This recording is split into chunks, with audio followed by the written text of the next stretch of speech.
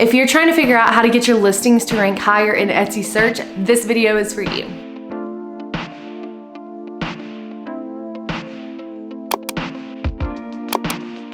What's up guys, it's Hannah. Welcome back to my channel where I talk about how to build your business or your personal brand so that you can go live your dream. So today I'm super excited because we're gonna be talking about how to get your listings ranked on the first page of search on Etsy. I know if you're an Etsy seller, this is something that you're really interested in how to make happen.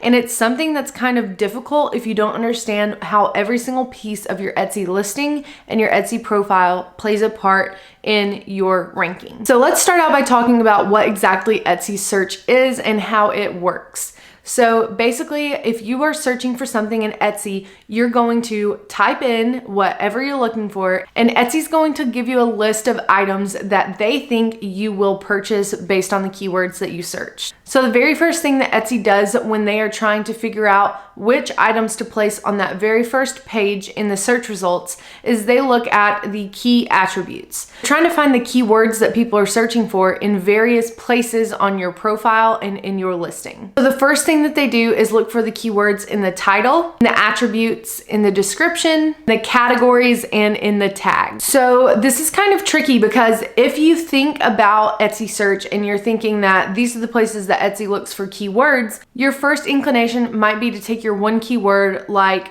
Disney stickers, and you'll take that keyword and you might want to put it in your title, in your description, in your attributes, in your categories, in your tags. By doing that, you're wasting space.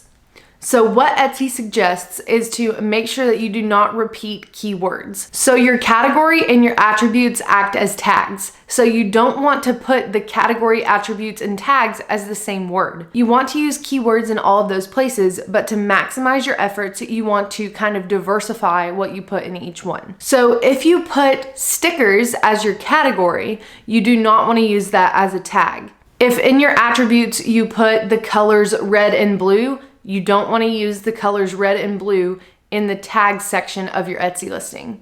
You want to be able to maximize all of the tags that you're offered. So you want to take everything that you listed in your categories and your attributes and leave those out of your tags. Try to make your tags something more specific and something that people would be searching for. We also want to make sure that we use all 13 of the tags that Etsy gives you. Tags are kind of tricky because they only allow you 20 characters, which is not a lot. So if you go in and try to type something out, it's gonna say that you've exceeded your number of characters and you're gonna have to split that up into smaller phrases. Make sure that you're using phrases in your tags instead of singular words because long tail keywords work better. So the example for this that Etsy uses is minimalist diamond engagement ring.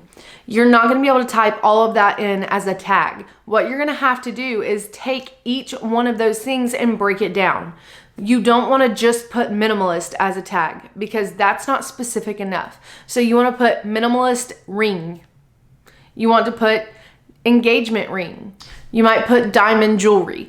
You don't want to break it up into singular words because then that's not specific enough. You want it to be as long as possible and as specific as possible. At first, that might seem like something that would kind of not work in your favor because your listings won't show in as many places, but your listings are gonna rank higher if they're more relevant to what the people are searching for.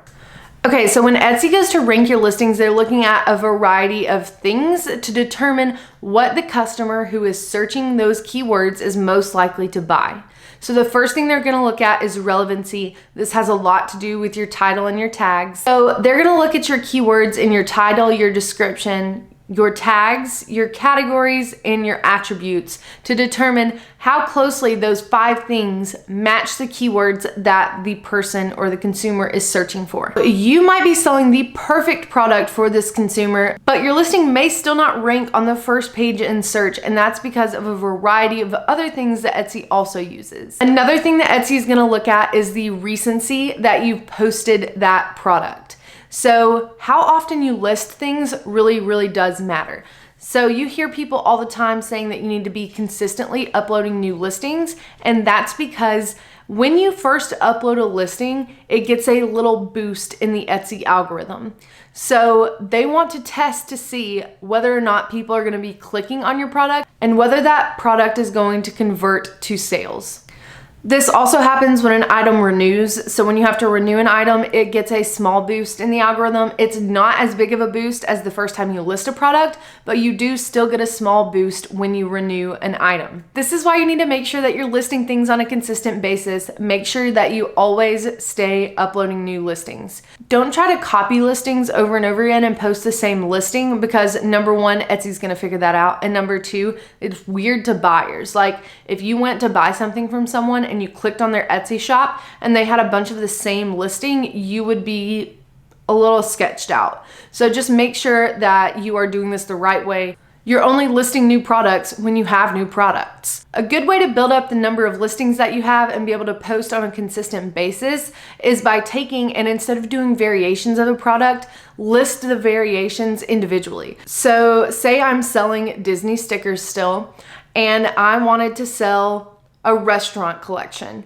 Instead of taking and doing a restaurant collection with a variation of Pecos Bill and Gaston's Tavern, I would create individual listings for each of those stickers. That way I have more listings and more chances to be found in Etsy search. That also helps you be more specific with your tags and your categories. Another thing you can do to help your chances of getting on that first page of Etsy search or ranking higher in Etsy search is to give free shipping to your consumers. So not only will that help convert people to buyers, but it's also going to make you rank a little bit higher in Etsy search. If you offer free shipping to the United States, you are going to get a small boost in the algorithm. If you live in another country, then you need to offer free shipping in your country.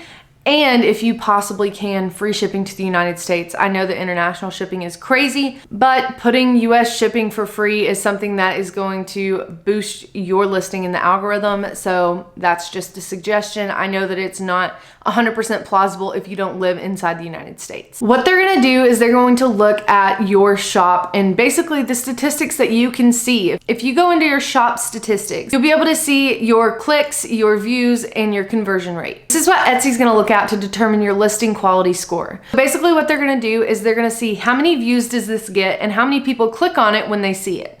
Then they're going to see, of those clicks, how many people actually bought this product. If your conversion rate is higher, you're more likely to rank higher in search, because Etsy knows if they show this listing to someone, they are gonna click on it, and after they click on it, they are gonna purchase that product. I would say this is where you need to work on your product pictures, because if your product pictures are bad, it doesn't matter if you have the best product in the world, it doesn't matter if your product matches every single keyword that they're searching for. People aren't gonna click on it if they don't like the picture. It needs to be a little bit aesthetic, it needs to be edited well, and it needs to show off the product. And once you start getting some sales on Etsy, Etsy will also use another metric to start helping you rank higher in search. This is called the Consumer and Market Experience Score. So they're basically looking at your shop and they're looking at the experience customers have had with your shop. They want to make sure that you're getting good reviews, that you've never had any issues filed against you as a seller, and that you've never violated Etsy's terms of service. Another thing that's really important to Etsy here is they're trying to determine